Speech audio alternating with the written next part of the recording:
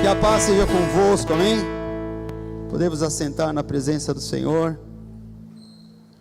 Boa noite, né? A todos os presentes, que todos nos acompanham pela transmissão. Que Jesus possa falar conosco nessa noite, amém?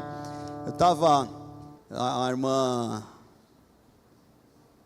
Glória estava dando testemunho. Eu vou abrir um momento piada aqui, tá, irmãos? Aí eu estava lembrando de uma situação que aconteceu lá em São Paulo uma vez. Tinha um senhor muito simplesinho. Eu lembrei, irmã Glorinha, que a senhora falou de orar no remédio, né? Para não dar efeito colateral. E aquele senhor, muito simplesinho, estava com gripe. Aí ele disse assim, ele foi lá dar testemunho, eu quero dar um testemunho. Aí o pastor, pode falar, pastor Nelson.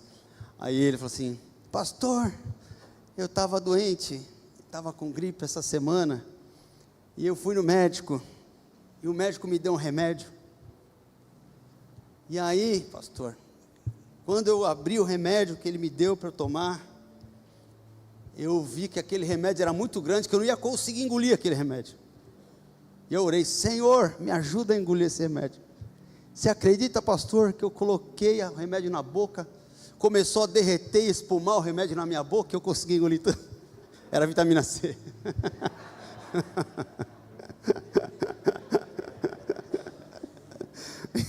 O pessoal, né, riu, achei engraçado e tal, mas foi uma situação que ficou marcada na igreja, né? Tem algumas situações que acontecem na igreja que são assim, né? Ficam marcadas, né? E eu lembro que ele ficou, depois a gente deu risada, tudo, e o resto do culto foi só o comentário a respeito do remédio, irmão. Mas, tirando brincadeiras à parte, eu quero convidá-los a abrir a palavra de Deus no livro de Judas. Amém? Glória a Jesus.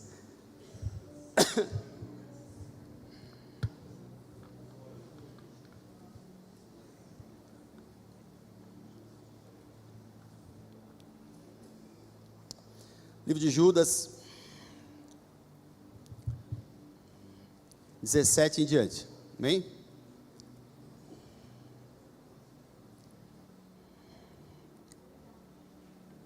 Judas 17 em diante, Judas lá no finalzinho da Bíblia, antes de Apocalipse, ó, um antes, amém? Diz assim a palavra de Deus, todavia, amados, lembre-se do que foi predito pelos apóstolos do nosso Senhor Jesus Cristo. Eles diziam a vocês, nos últimos tempos haverá zombadores que seguirão seus próprios desejos ímpios. Estes são os que causam divisões entre vocês, os quais seguem a tendência da sua própria alma e não têm o Espírito. Edifique-se, porém, amados, na santíssima fé que vocês têm, orando no Espírito Santo. Mantenham-se no amor de Deus, enquanto esperam que a misericórdia do nosso Senhor Jesus os leve para a vida eterna. Tenham compaixão daqueles que duvidam. A outros, salvem, arrebatando-os do fogo. A outro ainda, mostrem misericórdia com temor, odiando até a roupa contaminada pela carne. Aquele que é poderoso para impedi-los de cair, e para apresentá-los diante da sua glória sem mácula e com grande alegria, ao único Deus, nosso Senhor, seja glória, majestade, poder e autoridade, mediante Jesus Cristo, nosso Senhor, antes de todos os tempos, agora e para todos sempre. Amém. Amém? Glória a Deus. Amados, esse Judas aqui não é o Iscariotes, né? Mas é o meio-irmão de Jesus. Irmão de Tiago, também apóstolo, e para quem não sabe, Jesus ele teve outros irmãos, amém? Lá em Mateus capítulo 13, só para a gente, melhor, Marcos 6,3, só para a gente citar, né, a palavra de Deus, para não ficar em aberto, 6,3 diz ali, ó. De onde não é este o carpinteiro, está falando a respeito de Jesus, filho de Maria, e irmão de Tiago, José, Judas e Simão? Não estão aqui conosco suas irmãs? e ficavam escandalizados por causa dele. Amém? Então Jesus, ele teve não só outros irmãos, mas como teve irmãs também. E Judas, ele é um meio-irmão de Jesus, né? Meio-irmão por quê? Porque só Jesus foi gerado pelo Espírito Santo. Judas foi filho de José, né? Amém? Só Jesus foi gerado pelo Espírito Santo. Então, Judas, ele foi meio-irmão de Jesus. Não tem muitos relatos a respeito da pessoa dele, mas ele escreve essa carta e ela fica registrada de acordo com a soberana vontade de Deus. Ela é escrita ali em torno de 70 anos depois de Cristo, antes da destruição de Jerusalém, do templo. Enfim, ele tem uma história em que não é muito clara, que alguns também dizem, alguns estudiosos dizem que ele escreveu, outros dizem que não, mas é tudo, na verdade, teoria, né?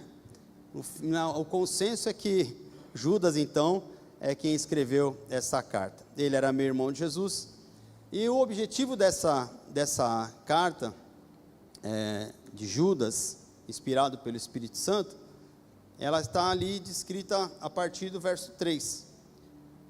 Ele diz assim: amados, embora estivesse muito ansioso para lhes escrever acerca da salvação que compartilhamos, senti que era necessário escrever-lhe, insistindo que batalhassem pela fé de uma vez por todas, confiada aos santos.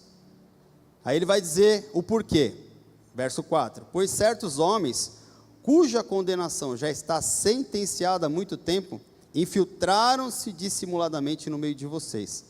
Esses são ímpios e transformam a graça do nosso Senhor em libertinagem e negam Jesus Cristo, nosso único e soberano Salvador. Então, a ideia de Judas, ao escrever essa carta para a igreja, inicial era falar a respeito da salvação, mas ele entendeu que era necessário também alertar os irmãos acerca da defesa que era necessário fazer da fé e da palavra de Deus, e do reino de Deus, e da edificação da igreja. E é por isso então que ele dirige então essa carta aos irmãos, para alertá-los a respeito das falsas doutrinas, da sã doutrina. Como vocês podem perceber, ele diz assim, que eles transformam a graça de Deus em libertinagem, né?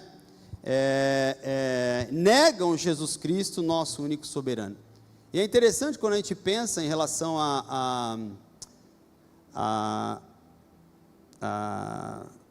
falsa doutrina e heresias e tudo mais, que alguns pontos são importantes de observar.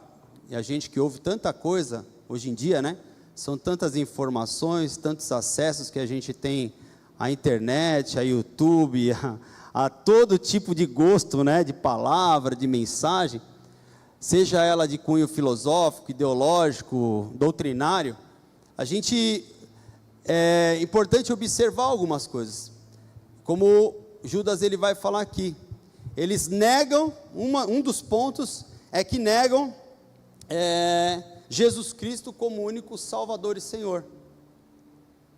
Muitas dessas falsas doutrinas, falsos ensinos, ele fala de tudo aquilo que Jesus faz. Que Jesus era um bom cara, era piedoso, era legal, ensina a amar, e isso, aquilo, mas negam Jesus como Senhor e Salvador. Amém? Aceita tudo aquilo que Jesus é, como pessoa, que Jesus representa como pessoa, como humano, como ser humano, mas nega Jesus Cristo como Senhor e Salvador das suas almas, e nega Jesus Cristo como acesso à vida eterna. Eles não reconhecem. Então, às vezes você vê muitas mensagens que falam a respeito que Jesus te prometeu isso, Jesus é assim, Jesus te ensinou a amar, que nós devemos amar. A gente ouve essas coisas assim, mas quando você vai ver, por exemplo, do ponto de vista ideológico, né? Até outro dia eu estava vendo uma mensagem ali, um cara estava falando usando Atos 2 para defender comunismo. Olha que do demônio. Então assim, porque lá eles dividiam e as coisas, tal. Meus irmãos, aquilo era um ato fruto da ação do Espírito Santo e o amor que Deus estava gerando no coração dos irmãos, que voluntariamente, individualmente, cada um vendia o que tinha, compartilhava, dava uns aos outros, socorria uns aos outros. Não era o Estado que estava determinando o que ele deveria fazer, tirar, dar, receber. Entende ou não? Então veja, então essas questões ideológicas, elas vão entrando e a pessoa fala, é verdade, Jesus acho que ele era meio canhotinha, né? Não, Jesus não tem nada de canhota, irmão. Ele não dividiu o pão, ele multiplicou o pão, amém? Tá certo? Então assim, eu não quero entrar em questões aqui, porque quem gosta de esquerda, de direita, não é esse meu alvo, só estou aqui esclarecendo a falsos ensinos, amém? Se você quiser fazer da tua vida, você vai dar conta diante de Deus, não é para mim. Então assim, irmãos, quando fala a respeito da questão filosófica, então, por exemplo, assim, nós vemos no mundo empresarial, organizacional, o quê? Quantas empresas que hoje elas promovem os princípios de Jesus, né? Tem até um livro muito famoso aí, que foi um best-seller, o Monge Executivo, quem conhece aqui? Né? Foi um best-seller, tal, que tratava o quê? De questões organizacionais, baseadas no quê? Em princípios da palavra. Mas não estava ali para declarar que Jesus Cristo era o Senhor e Salvador, amém? Mas usar os ensinos de Jesus para promover uma mudança de mentalidade, uma transformação, criar uma melhor produtividade para a empresa, lucratividade para os proprietários da mesma, enfim. Do ponto de vista doutrinário, nós vemos algumas seitas, vamos dizer assim, que também falam a respeito da palavra de Deus, usam a palavra de Deus, mas negam Jesus Cristo como Senhor e Salvador. Jesus Cristo é um profeta, Jesus Cristo é alguém filho de Deus, mas não reconhece como Senhor e Salvador. Então hoje, no tempo que nós vivemos hoje, nós enfrentamos, assim como os irmãos ali da primeira igreja, da igreja primitiva, enfrentamos também todo tipo de heresia, falso ensino e falsa doutrina. E é por isso que nós precisamos ter como base da nossa fé a Escritura Sagrada, é a palavra de Deus, amém? A palavra de Deus. No verso 20, ele vai dizer, edifique-se, porém, amados, na santíssima fé que vocês têm, amém? A santíssima fé é fundamentada em quê? Em Jesus Cristo como Senhor e Salvador e no ensino dos apóstolos, amém? Naquilo que era ensinado, compartilhado. Então, nós precisamos entender que para nós caminharmos na edificação, na nossa edificação, que ele fala assim, edifiquem-se, né? Ele vai colocar, edifiquem-se, porém, amados, na santíssima fé, para eu edificar a mim mesmo, edificar a minha vida, e consequentemente, dentro de uma organização, também edificar a outros, eu preciso entender que a minha edificação, a minha fé, ela precisa ser fundamentada nas Escrituras Sagradas, amém? Ela precisa encontrar repouso na palavra de Deus. A minha fé ao Espírito Santo, a fé e a palavra de Deus. O que traz a existência, o que materializa a minha fé, é a verdade da Escritura Sagrada, da palavra de Deus. Por isso que em 2 Timóteo ele vai dizer que toda a Escritura, ela é inspirada por Deus e útil para ensinar, para repreender, para corrigir e para educar na justiça, amém? Então se eu não quero estar enganado, se eu não quero me perder, vamos dizer assim, na edificação da minha fé, eu preciso pensar, o que eu estou ouvindo, o que eu estou permitindo entrar na minha mente, no meu coração, encontra repouso nas Escrituras Sagradas, amém?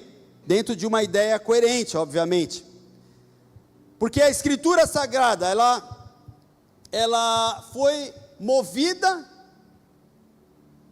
foi escrita por homens, mas ela foi o que? Inspirada pelo Espírito Santo, amém?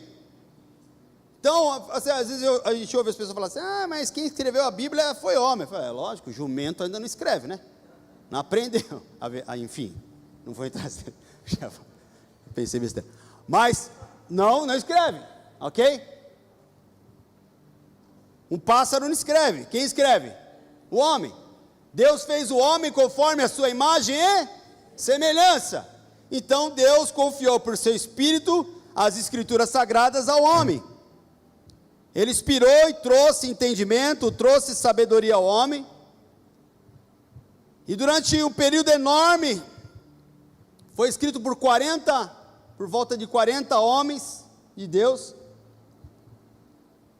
E segundo a própria ciência, a Bíblia ela não tem contradição alguma, apesar da temporalidade e da diversidade de escritores dentro dessa temporalidade. Amém? Então, se isso aí não é uma evidência de um agir de Deus nas Escrituras Sagradas, é difícil ter outra. Amém? Então, ou seja, a Escritura ela foi inspirada pelo Espírito Santo. E também ela é a palavra profética de Deus para trazer à igreja, ao seu povo, ao povo de Deus, esperança, conforto, consolo, fortaleza, amém? Então é na palavra de Deus que nós apoiamos o nosso coração. Diz lá em Romanos 15, tudo quanto outrora foi escrito para nosso ensino foi escrito, a fim de que pela paciência e pela consolação das Escrituras, tenhamos esperança, amém? Esperança por quê? Por meio de quê? Tenhamos esperança na consolação das Escrituras, amém? O pessoal costuma utilizar aquela ilustração, de dizer que a Bíblia ela é o manual do fabricante, e de fato é, amém? Amém? Então tudo aquilo que é necessário para nos corrigir e para nos conduzir, está escrito. Só que às vezes a gente não consulta o manual, tá certo, irmãos? Quem aqui já leu o manual do carro aí? Todinho. Leu? Uma palma para ela, faz favor. Por favor, não, essa tem, essa merece. Amém? A maioria, né? Quem leu aqui, o manual todo aqui? Irmão Israel? Também? Jesus, vocês são um fenômeno. Sou fã de vocês desde já. Amém? Mas o que acontece, como nós estamos vendo aqui de uma forma prática, a maioria, não, a extrema maioria, a esmagadora maioria, não consulta o manual do fabricante, não é isso? Aí acende a luzinha lá, Marlon. O que quer dizer essa luzinha miserável aqui? Esse painel está acendendo o quê? Acende umas 3, falei, vixe, agora lascou, né? Porque vai dando problema, a gente não consulta o manual. E também as Escrituras Sagradas, elas são manual. O fato é que nem sempre a gente se atenta ao manual, e a gente paga o preço por isso. Eu já paguei vários preços por isso, e eu acredito que você também de alguma forma, amém? A palavra de Deus, ela não só, ela serve de base para a nossa fé, mas a palavra de Deus, Deus nos confiou ela para que ela seja pregada, que ela seja compartilhada. Jesus ele disse, ide por todo mundo, pregar o evangelho a toda criatura, não é isso? Ensinando em nome do Pai, do Filho e do Espírito Santo, fazendo discípulos e tudo mais. Ou seja, Jesus ele deu uma ordem, ele deu uma orientação a nós, que nós deveríamos pregar a palavra de Deus, que essa palavra ela deve ser pregada, ela deve ser compartilhada, ela deve ser exposta às pessoas que estão à nossa volta. Para quê? Porque a edificação é só minha? Não.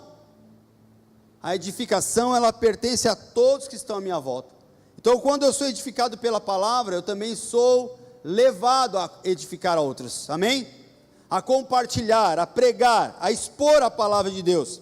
E é por isso que lá em Lucas ele vai dizer ali no início, olha, eu fiz uma investigação para poder dar por escrito, para trazer a exposição da palavra, de todos os acontecimentos, porque era necessário que fosse assim. Quando nós compartilhamos um testemunho, quando nós glorificamos a Deus com o nosso testemunho, como foi o caso da Glorinha que estava aqui falando, nós estamos o que? Expondo aquilo que Deus é capaz de fazer. Eu estava compartilhando lá eu sou praticante de Muay Thai, né? E aí, essa semana o meu professor lá, ele falou assim, puxa, hoje eu nem vou fazer sparring. Eu quase falei, glória a Deus, né?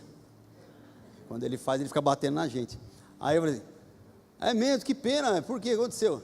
Eu estou com o meu ombro aqui, rapaz, eu estou com bursite nesse ombro aqui, e aí ele falou assim, e agora eu tenho que segurar um pouquinho, que o médico falou que não pode, por causa de tanto segurar. Eu falei, rapaz, eu te compartilhar uma coisa já então, que você está falando em respeito. Essa semana passada eu fui curado do meu ombro. Tem uma campanha na igreja lá, e Deus trouxe uma palavra lá, e falando a respeito de cura, eu tinha uma limitação nos meus ombros por conta de uma queda que eu tinha tido jogando futebol. Aí eu falei assim, toda vez que eu levantava peso, deu testemunho aqui, né? Levantava peso, estralava tudo, a limitação do movimento, tudo. E quando chamou para ela na frente, eu falei assim, bom, já que eu estou aqui, eu vou lá, que eu quero receber também. E fui para frente, recebi a oração, teve uma pessoa lá que estava com a cirurgia marcada, e Deus curou ela na hora, ali, instantaneamente, né? Foi assim, não foi, irmãos? Quem estava aqui sabe, né? Aí eu peguei e falei para ele, eu falei assim, e a partir daquele dia da quinta-feira passada, eu não tenho mais nada, eu estou curado. Os olhos dele encheu de lágrimas, ficou todo emocionado. Falei, Deus faz ainda, né? E dei risada. Amém? Então, quando a gente está compartilhando algo que é uma coisa simples, vamos dizer assim, algo que Deus fez na tua vida pela misericórdia e o amor dEle, nós estamos o que? Anunciando, nós estamos expondo aquilo que Deus é, o Deus que é vida, o Deus que cura, o Deus que salva e o Senhor que reina, amém? Então, a pregação, ela deve ser exposta, a palavra deve ser exposta, deve ser constante. Como diz lá em Timóteo, ele fala assim, prega, insta em tempo e fora de tempo, corrige, exorta, e ele diz com toda a longanimidade, né, e doutrina, amém? Ou seja, a gente às vezes, irmãos, nós vamos precisar expor 1, 2, 3, 4, 5, 10, 30, 40, 100, e a pessoa não vai entender, amém? Não vai ser o grande problema que a gente acha assim, eu vou pregar o evangelho, já vai, Jesus, deixa eu entregar meu coração. Não, não é assim que funciona. Nós vamos pregar uma vez, vamos pregar duas, vamos pregar três, aí o outro prega, né? É o que Paulo fala lá, um rega, né? Outro, o que é mesmo? Um semeia, outro rega, sei lá mais o que, mas quem dá o crescimento é o Senhor, amém? Nossa, pastor, você falou errado o versículo. Procura lá e lê, irmão. Está aqui, é só procurar na concordância, tá bom? Está na Bíblia. Amém? Está na Bíblia. Pode procurar que não tem chabu. Então, assim, ou seja, às vezes a gente tem que ter, como ele fala aqui, longanimidade. Calma, vai pregando. Não vai esperando que a coisa vai ser imediata. Às vezes é. Amém? Mas depois que a pessoa aceita Jesus, você tem que continuar pregando, né, pastor? Você quer pregando, né? O pastor André aí, que é o rapaz do ensino, né, pastor André? Glória a Deus. Então vai continuar, porque a pregação, ela nos corrige, ela nos coloca no prumo, né? E está escrito, ela é útil para ensinar, para corrigir, para educar na justiça. Então nós devemos não só edificar a nossa vida, a nossa fé, mas nós também somos chamados pela Escritura a pregar o Evangelho, a compartilhar o Evangelho, e não devemos trocar as verdades da palavra de Deus por tradições humanas, nem visões e nem revelações. Por mais que Deus possa usar visões e revelações para situações específicas, pontuais, não é isso que deve mover a nossa fé, amém? O que fundamenta a nossa fé é a Escritura Sagrada, é a Palavra de Deus, porque Para quê? Para que nós não venhamos a cair no engano. Quando nós ouvimos alguma palavra, alguma revelação, recebemos alguma palavra, algum tipo de visão, nós temos que entender que aquele que falou, ele faz. Amém? Se Deus prometeu, ele cumpre. Se ele falou que vai fazer, ele faz. Eu não preciso fazer esforcinho nem ajudar Deus. Amém? Mas toda a revelação, ela deve vir em direção àquilo que Deus, de alguma maneira, já tem falado ao teu coração. Amém? Não vai ser assim do nada. Eu lembro que eu conheci uma pessoa, olha só como é que é. Essa pessoa, hoje eu não sei mais, porque faz muito tempo que eu não a vejo, mas até o momento que nós tínhamos contato ainda,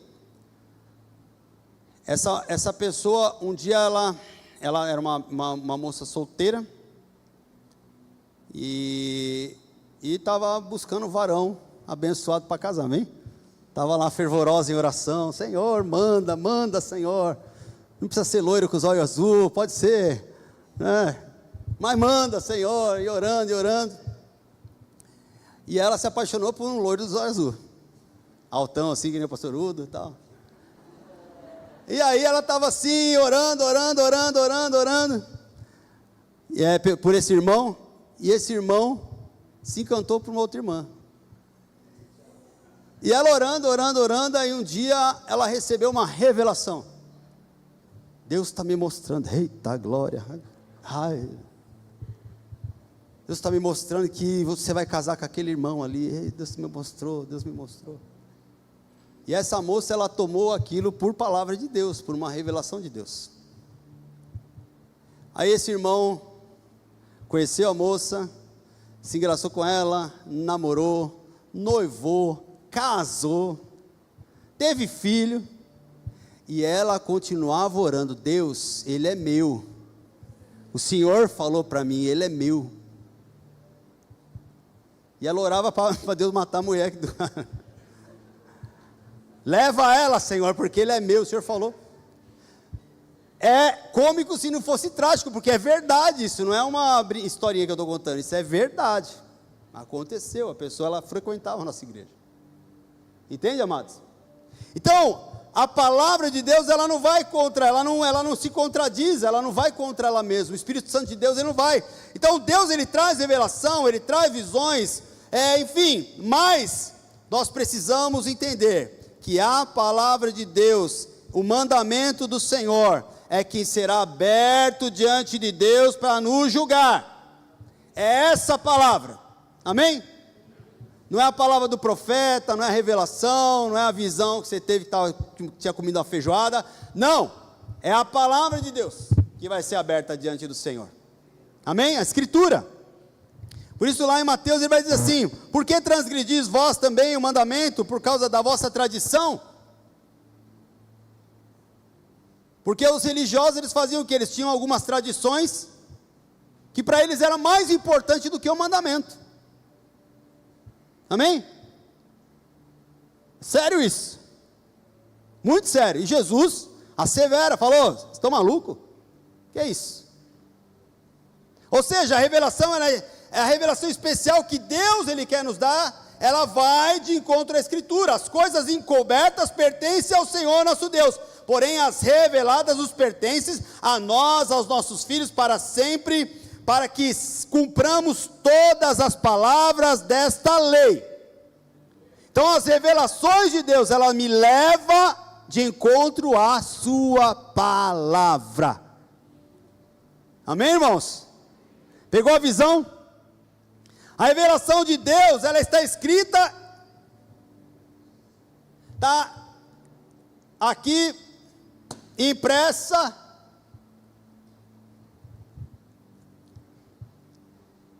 e quem foge dela, não encontra salvação, amém? Ela testemunha a respeito de Jesus e de todas as coisas no Espírito. A revelação de Deus, ela testemunha a respeito do Senhor Jesus Cristo. Quando ele vai confrontar os religiosos, ele fala assim: olha, vocês examinam as escrituras porque vocês julgam nela ter a vida eterna, e elas falam de mim e vocês não estão se ligando nisso. Amém? Então a escritura sagrada, ela revela Jesus Cristo. Amém? Então onde nós devemos caminhar? Edificados na palavra. Ele vai dizer no verso 20: edifiquem-se, pois amados, na santíssima fé que vocês têm, orando no Espírito Santo. Amém? A oração, ela deve ser parte da nossa vida. Ela é um dever para nós que somos crentes em Cristo. Eu sei que muitas vezes, eu estava falando com um rapaz essa semana, e ele estava dizendo para mim que ele não queria, não conseguia orar, que ele não tinha muita vontade de orar e não conseguia orar. E a gente estava conversando a respeito disso, que a nossa carne, a nossa vontade, ela não nos leva para Deus, irmãos, para perto de Deus. A nossa natureza humana, ela é pecadora e decaída, lavada e remida pelo sangue de Jesus. Mas a nossa natureza, ela está sempre inclinada para aquilo que é mais conveniente para nós. Então, se tem um travesseiro, uma aconchegante lá, uma caminha da hora, né? E tem do outro lado ali o teu lugar de oração, para você dobrar o joelho, ficar ali com o joelho. Às vezes começa a doer o joelho, aí fica desconfortável assim, aí vira para cá e desce para lá, não é assim ou não? É, amém? Então, o que a tua carne fala? Eita lá, tá lá, deixa para amanhã. Amanhã você ora, não é assim? Ah, deixa para mais tarde. Aí quando a gente vai ver, deixou para mais tarde, quando vai ver já não está mais em comunhão. E é por isso que ele diz assim: orem no Espírito Santo, ou seja, a oração, ela deve ser feita ao Pai. Nós precisamos dirigir o nosso coração ao Pai. Jesus ensinou: Pai nosso que estás no céu, santificado seja o teu nome. Ela precisa ser feita em nome de Jesus. Jesus disse: tudo quanto pedires em meu nome, assim será feito, vocês vão receber. E ela deve ser feita de uma forma constante. 1 Tessalonicenses, ele vai dizer assim: orem sem cessar. Orem sem cessar. O fato é que muitas vezes nós nos damos a oração quando o nosso calo aperta. Nós nos damos à busca do Senhor quando as situações, elas acabam nos oprimindo. Nós buscamos a Deus quando, na verdade, quando as situações, as lutas, elas vão afunilando. E aí a gente lembra: oxa, acho que agora eu preciso orar, porque agora que o negócio não está ficando bom. Deixei para Jesus, porque Jesus agora... Sendo que se nós formos edificando, mantendo a chama acesa, quando a luta vier, o efeito dela sobre nós vai ser mais brando. Nós vamos resistir de uma outra forma, nós vamos enfrentar de uma outra maneira, nós vamos estar mais fortalecidos e preparados para olhar de frente para o problema e tentar resolvê-lo. Amém? E é por isso que ele diz: orem no Espírito Santo. Por quê? Está escrito: o Espírito Santo, ele nos ajuda nas nossas fraquezas. Amém? O Espírito Santo ajuda nas nossas fraquezas, nos assiste nas nossas fraquezas. Ele intercede por nós quando nós passamos por essas circunstâncias. Ainda que nós não saibamos orar, amém? Da maneira correta, o Espírito Santo, ou seja, através da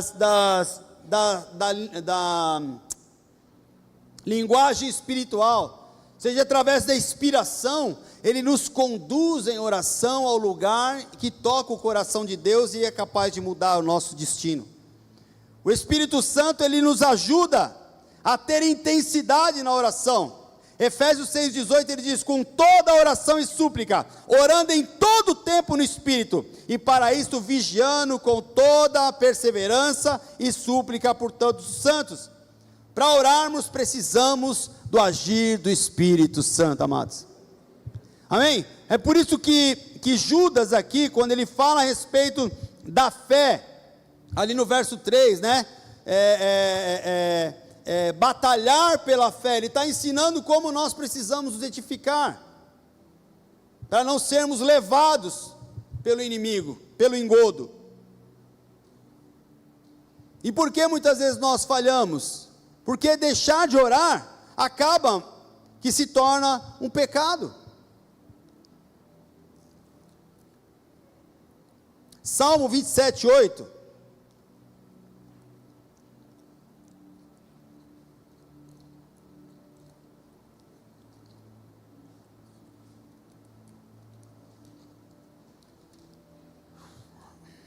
diz assim: a teu respeito diz o meu coração, busque a minha face, a tua face, Senhor, buscarei. Ou seja, a você, ó meu coração, ele diz: busque a minha face. Quem que está falando isso? O Senhor. Amém? Fala para a pessoa que está ao teu lado: busca a face do Senhor, irmão. Busca a face dele aí. Amém? E aí ele dá uma resposta: a tua face eu buscarei. Fala para o irmão: a face do Senhor eu buscarei. Amém? Amém? Glória a Deus. A oração, ela deve ser colocada em prática. E também não podemos deixar de orar. Lá em Samuel ele diz: quanto a mim, longe de mim que eu peque contra o Senhor, deixando de orar por vós. Antes vos ensinarei o caminho bom e direito. Olha só o que o profeta vai dizer. Amém? Eu não pecarei deixando de orar por vocês. Amém? Então ele entende que deixar de orar é um pecado. E por final, amados, já partindo para os finalmente, no verso 21, ele diz assim: mantenham-se no amor de Deus, enquanto esperam a misericórdia do Senhor Jesus Cristo, que a misericórdia do Senhor Jesus Cristo, nosso Senhor, nos leve para a vida eterna. Amém? Verso 21, ele diz: mantenham-se no amor de Deus. Mantenham-se no amor de Deus.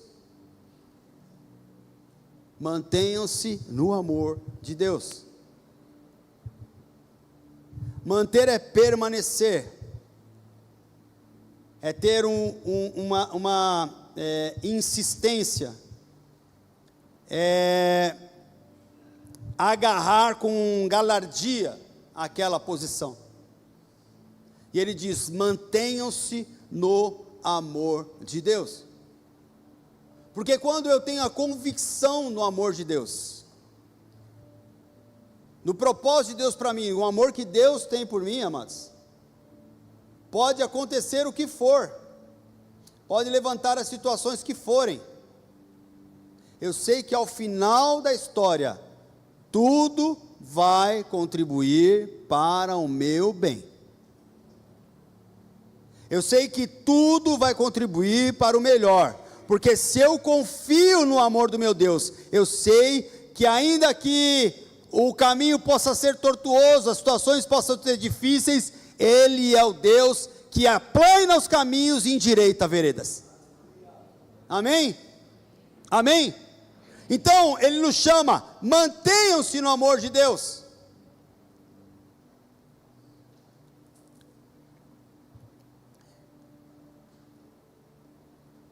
Enquanto esperam que a misericórdia do nosso Senhor Jesus Cristo os leve para a eternidade. Lá em Deuteronômio diz: Eu, o Senhor teu Deus, não te desamparo, porquanto sou misericordioso, não te destruirá, nem se esquecerá da aliança que jurou aos teus pais. A misericórdia de Deus, ela é a causa de nós não sermos destruídos. Um Deus que nos ama, também é um Deus que tem misericórdia de nós, e que não tem prazer na morte do justo. Ele não tem prazer como Jesus disse, eu não vim para condenar o mundo, mas eu vim para salvar. Ele não tem prazer na destruição do homem. Ele não tem prazer na nossa destruição.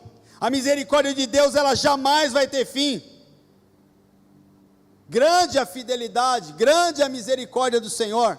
Salmo 23, 6, ele vai dizer assim: certamente a bondade e fidelidade do Senhor, outra tradução fala, misericórdia do Senhor, me seguirão todos os dias.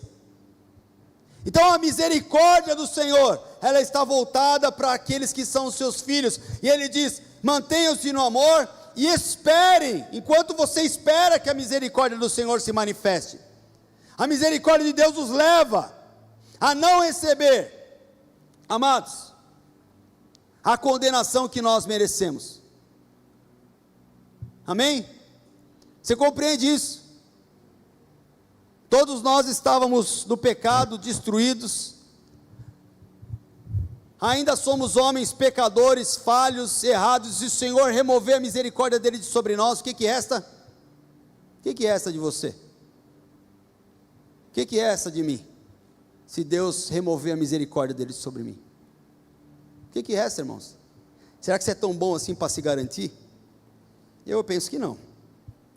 Eu pelo menos não sou. A misericórdia de Deus, ela não nos leva a receber a condenação daquilo que merecemos, mas ela nos propõe um caminho de vida eterna. É Deus dizendo, você é pecador, mas se volta para mim, se arrepende, porque tem lugar para você no céu. Aleluia! Amém? Dá um aplauso ao Senhor. Aleluia! O ladrão da cruz é o maior exemplo disso, não é verdade? Até o último momento ele estava com o pé no inferno, não é isso ou não? Já estava até quente o pé dele, estava com os dedinhos já meio vermelhinho. Mas ele fala, Jesus, me deixa entrar no teu paraíso aí. Jesus fala para ele o quê? Ele merecia a condenação, mas Jesus aponta o que para ele? A salvação, o caminho do céu. Ah, não, volta para cá, que eu vou te jogar lá para cima. Amém? Glória a Deus por isso, aleluia. Então confie na misericórdia de Deus, confie na graça de Deus. Entenda que a graça, ela tem um agir transformador, que Deus, a graça não é o passaporte para a gente fazer aquilo que a gente quer, de qualquer jeito, tal, e levar a vida, enfim, de acordo com os nossos, para onde aponta o nosso nariz. Ela tem um caráter transformador, assim também como a misericórdia do Senhor, não é para ficar passando a mão na nossa cabeça, mas é para dizer, se ainda que você pecar, tem lugar para você no céu, se arrepende, porque tem lugar. Amém? Amém? Ele vai dizer assim, no verso 21, né? Confiar. Ele diz assim, enquanto você espera a misericórdia do dia do Senhor, e os leve para a vida eterna. Ou seja, a vida eterna é um presente. É uma dádiva. É algo que não merecíamos. Mas Deus tem um plano, e por causa da misericórdia dele, ele nos aponta para a eternidade. E a vida eterna, ela não é por causa das nossas obras, não é por causa das nossas qualidades, não é por causa dos nossos atributos, não é porque somos tão bons, porque ele diz que a salvação, a vida eterna, ela é pela graça, mediante a fé. E ele diz, isso não vem de vós, é dom de Deus. Amém? Ele fala, para que ninguém se glorie. Pensando assim, eu vou ser salvo porque eu fiz mais que você, porque eu fiz mais que você, que eu sou melhor que você. Não. A salvação, ela é acessada por meio da fé na obra salvífica de Jesus Cristo. E é por isso que ele diz, pela graça sois salvos. Nós não merecíamos, mas ele nos deu. Oh, glória a Deus. Ela é recebida pela fé. A vida eterna, ela nos é oferecida e recebida pela fé. E ela nos é entregue por Jesus. Porque ele disse lá em João, capítulo 10, 28. Eu lhes dou a vida eterna, jamais perecerão, e ninguém as arrebatará da minha mão. Amém? Então, nós, ao edificarmos a nossa fé, precisamos edificar a nossa fé no amor, na palavra, na oração e na esperança da vida eterna. Como ele diz, ele nos deu vida eterna. E é interessante, amados, só para a gente finalizar mesmo, que no verso 22 ele continua dizendo assim, uma vez edificados, fortalecidos, abençoados, firmes na palavra, na oração, na esperança da vida eterna, na misericórdia de Deus, aí ele diz assim, tenham compaixão daqueles que duvidam. Verso 22. Tenham o quê? Compaixão daqueles que duvidam. Depois você está bonitão, fortão, sarado espiritualmente, ele não fala assim, despreza o outro, não tenha paciência com ele, porque você é muito bom e santo. Ele diz, bota lá para nós, queridona, show, tenham compaixão daqueles que duvidam. Continua, a outros salvem, arrebatando-os do fogo. A outros ainda, mostre misericórdia com temor. Pegou a visão, irmãos? Aí ele diz assim, odiando até a roupa contaminada pela carne. Ou seja, mostre misericórdia com temor. Ou seja, a misericórdia de Deus que conduz aquela pessoa à eternidade. Tira ela de um lugar de miséria e coloca ela no lugar de salvação. Amém? Então quando nós somos edificados, fortalecidos, fundamentados, o Espírito do Senhor, ele deve gerar em nós compaixão, compromisso de salvação com o outro, misericórdia. Não é só para mim, é para o outro. Amém? Fala para o pessoal, não é só para você, é para os outros. E aí ele termina com a doxologia, né? Que é um hino de louvor, uma glorificação, exaltação. Ele diz assim, aqui é machado na moleira. Ele diz assim, aquele que é poderoso para impedi-los de cair, e para apresentá-los diante da sua glória sem mácula e com grande alegria, ao único, nosso Salvador, seja a glória, a majestade, poder e autoridade, mediante Jesus, nosso Senhor, antes de todos os tempos, agora e para todos sempre, amém. Em outra tradução ele fala, aqueles que protegem você da queda.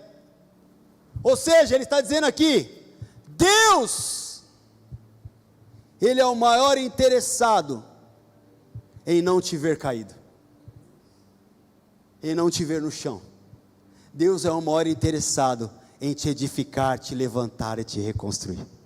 Feche seus olhos em nome de Jesus.